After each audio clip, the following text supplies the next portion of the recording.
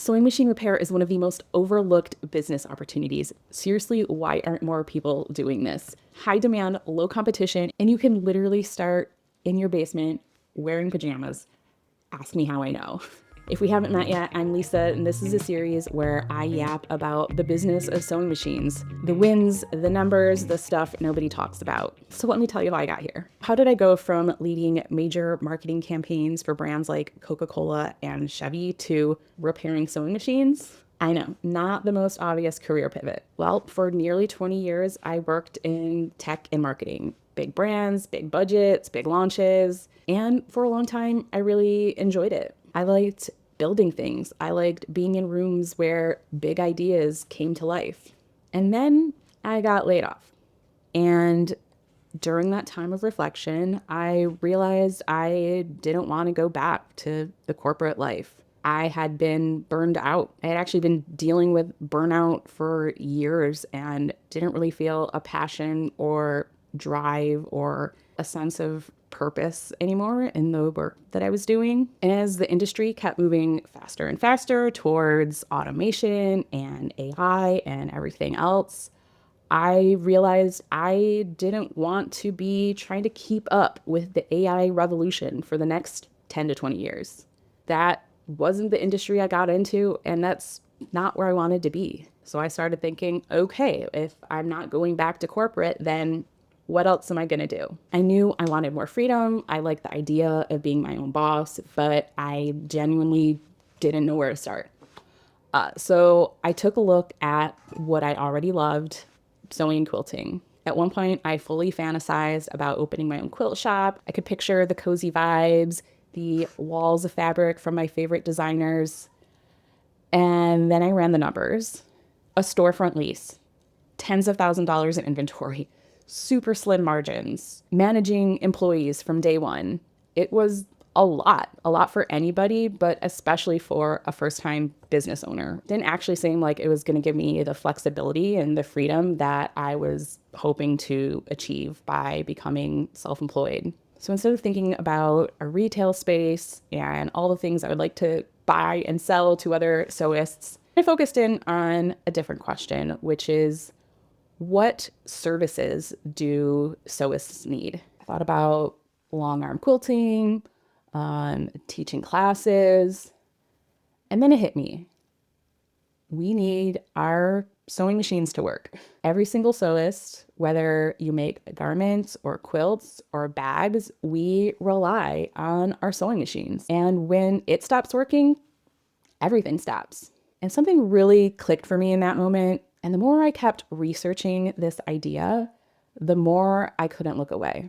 If you think sewing machine repair is super niche and there couldn't possibly be any real money in it, let me change your mind. Here are the 5 reasons that I think sewing machine repair is one of the most overlooked business opportunities out there. The first one, the biggest one, is demand. There are over 35 million people who sew in the United States, and between all of us, that's over 100 million sewing machines.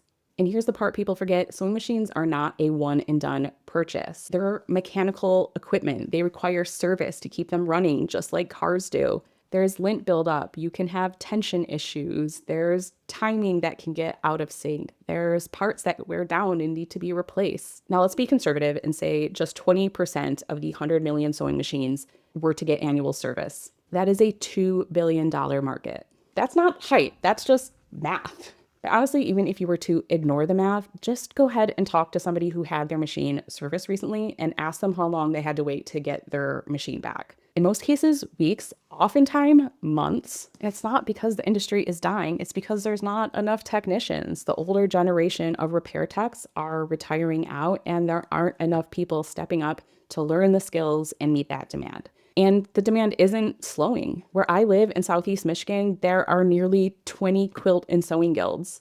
About 65% of new sewists are under the age of 30.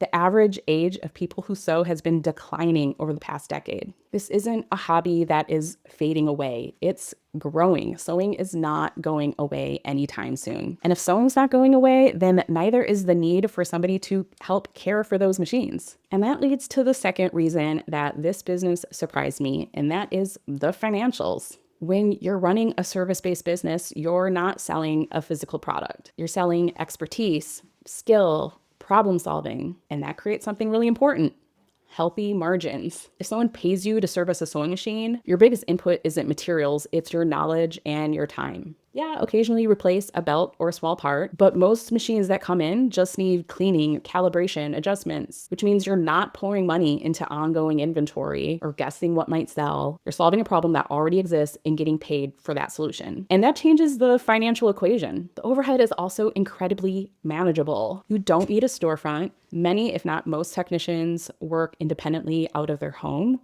or offer a mobile business where they're repairing machines on site. You don't need a huge workshop. I'm literally in a corner of my laundry room right now.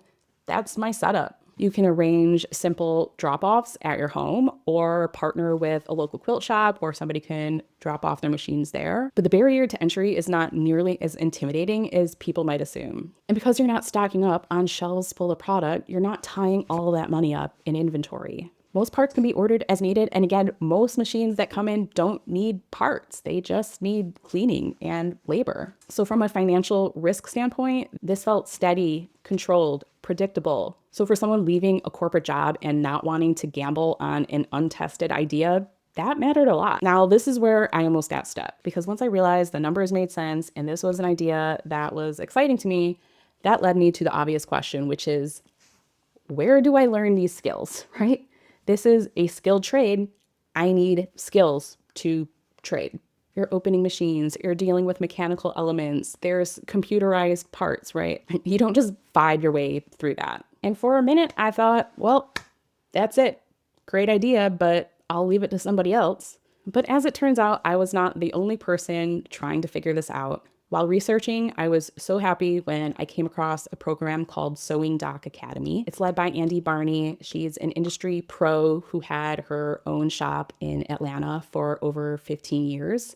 And around the pandemic, she decided to shift to training and educating others on how to service their own sewing machines. She took the exact procedures that she used in her shop and turned them into beginner-friendly online courses. Step-by-step, clear processes, no gatekeeping. And so that's how I learned. Since then, I've partnered with Sewing Doc Academy because I genuinely believe in what they teach. I wouldn't have been able to learn these skills and start my own business without this program. If you want to check it out, I have a discount code. Lisa20 will get you 20% off. I'll leave that linked in the description. What mattered to me most wasn't just the information, it was the structure. I didn't need to guess. I didn't need to be a mechanical genius. I just needed a starting point and good support. Was I still nervous the first time I pried open the covers of my sewing machine? Of course. But when I cleaned it, adjusted it, and put it back together and it ran smoothly, boy, did that feel good. That's when I thought, hey, maybe I can actually do this. And I have not been bored since.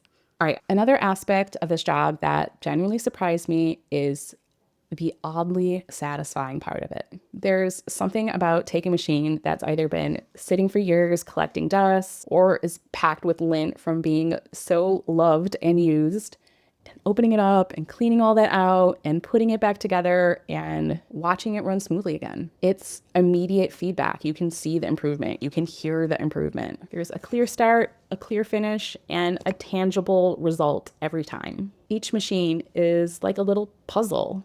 There's similarities between models, patterns you start to recognize, but there's also a lot of variation, which keeps it really interesting. You're constantly learning, constantly refining, constantly improving. And for me, after years of doing abstract digital work, campaigns and metrics and dashboards and spreadsheets, there's something really grounding about working in the physical. It's real, it's mechanical, it's intentional. It may not be flashy, but it's meaningful and it's fulfilling. For most of my career, I believed that because I had experience in technology, it meant job security for life. Tech felt future-proof, right?